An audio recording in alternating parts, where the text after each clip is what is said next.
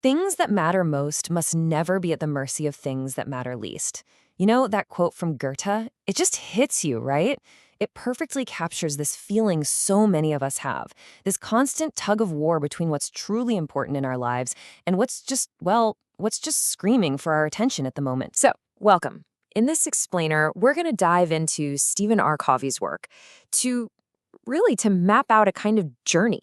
It's a journey away from a life that's all about seeming successful, looking the part, and toward a life of being something real, something much more solid and frankly satisfying. We're talking about a life of what Covey calls primary greatness. Okay, so first things first. Before we can even think about a solution, we have to get really honest about the problem. And Covey, he gives us this incredibly powerful metaphor for it. And I'm willing to bet it's gonna feel, well, maybe a little too familiar. Think about this for a second. The Titanic had 614 wooden deck chairs, and every single morning the crew would arrange them just so perfectly. We all know how that story ends, right? And that's why this phrase has stuck around. It's this perfect shorthand for, obsessing over tiny little details while a giant, life-threatening problem is staring you right in the face. So it really forces us to ask a tough question. Are we just rearranging the deck chairs in our own lives? And that's really the core of it, isn't it? It's image versus substance. Are we pouring all our time and energy into the appearance of success? Or are we focused on the reality of what we're actually contributing? Because, let's be honest, when we get obsessed with managing our image, the results aren't pretty. We end up with a life full of missed goals, maybe some broken relationships, and just this deep nagging feeling that something is seriously off. All right, so now that we've kind of put our finger on the problem, let's use Covey's framework to really give it a name. This is where we get into the huge difference between what he calls primary and secondary greatness. And here it is. This is the heart of the matter. Primary greatness. That's who you really are on the inside. It's your character, your integrity. It's the contribution you make when you think nobody's even watching. But secondary greatness, that's all the outside stuff. The popularity, the fancy title, the public image. See the difference? One is about being great, and the other is just about seeming great. Ralph Waldo Emerson just nailed this. He said, "What you are shouts so loudly in my ears that I cannot hear what you say." Wow. I mean, think about that. In the end, your character, who you are, is always going to speak volumes louder than your resume ever could. And here's the absolute kicker, the most important part of this whole idea.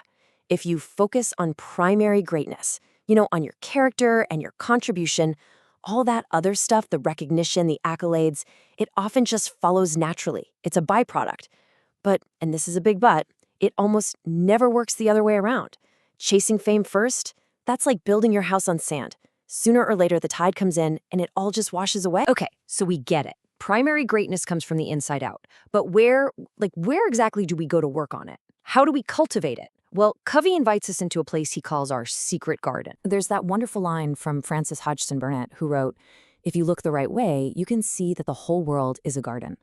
And that perspective is everything, because our inner world, our mind, our heart, it's like our own private garden. It's a place that only we can access, a place that we, and we alone, are responsible for tending to, for cultivating, and for making it flourish. So Covey breaks down our lives into 3 distinct spaces. First, there's your public life. That's how your colleagues and associates see you. Then, you've got your private life. That's you with your family and your closest friends. But then, there's the secret life. And this is the most important one of all. This is that inner garden. It's where your truest motives, your deepest heart, and your core values really live. You can think of it like the source code for your character. And being truly honest with yourself in this secret space, that's where the real work begins. That's where you choose who you're actually going to become. Okay, so we've got this secret garden of our character that we need to tend. Awesome. But how? I mean, how do we actually do that hard work? This is where Covey introduces what he calls the levers of success. I want you to picture this. You're standing in front of a giant boulder, and you have to move it. With your bare hands, it's impossible, right? No chance. But give you a long enough lever and the right place to stand, and you can move almost anything. While Covey says that principles are those levers. They're the tools that give us the power, the leverage, to move the absolute heaviest obstacles in our lives, our own deep-seated lapses in character. Now, Covey actually lays out 12 of these incredibly powerful levers. We're just going to look at a few here to give you a feel for them. Things like integrity, contribution, priority, continuous learning. And it's so important to see that these aren't just, nice sounding fluffy words. They are concrete, actionable tools that you can use to build a life of genuine primary greatness. But the first lever, the one that's truly foundational, the one that makes all the others even possible, is integrity. And its motto? Well, it brings us full circle, right back to where we started. To be rather than to seem. It's about being whole, undivided, being the exact same person on the inside as you appear to be on the outside. That is the bedrock of everything. And all of this, it leads us to one final, and maybe the most important question of all. This is where every one of these ideas really comes together. And the focus, it turns completely back to you and the legacy you're going to leave behind. There's this great little story about a CEO. He's 63 years old, just 2 years away from a comfortable retirement. His company's doing well, but he knows that for it to survive long term, it needs a complete and total reinvention, a massive undertaking. So he has a choice, right? He can just coast for 2 years, take it easy, or he can take on the absolute toughest fight of his entire career. And for him, everything changed when someone asked him that one simple question: what legacy do you want to leave? And he chose the hard path. He chose contribution over comfort.